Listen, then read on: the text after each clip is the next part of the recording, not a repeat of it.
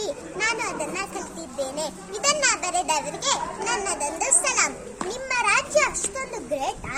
ನಮ್ಮ ರಾಜ್ಯ ಅಷ್ಟೊಂದು ಗ್ರೇಟ್ ಅಂತ ನಾವೇನು ಎದೆ ತಡ್ಕೊಂಡು ಹೇಳೋರಲ್ಲ. ಅರೆ ನಿಮ್ಮಂತವ್ರಿಗೆ ಹೇಳ್ಬೇಕಾಗಿದೆ, ಕೇಳಿಸ್ಕೊಳ್ಳಿ.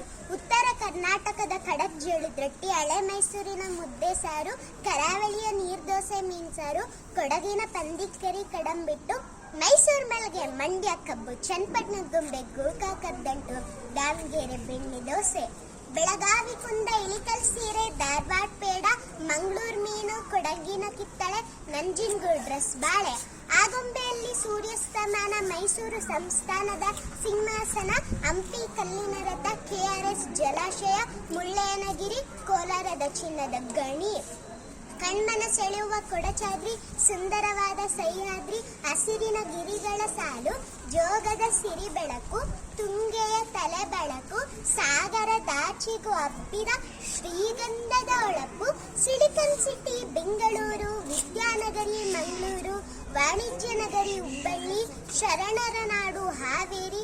ಬದುಕೋಕೆ ನಮ್ಮ ಕರ್ನಾಟಕಕ್ಕಿಂತ ಬೇರೆ ಸ್ವರ್ಗ ಬೇಕೇನ್ರಿ?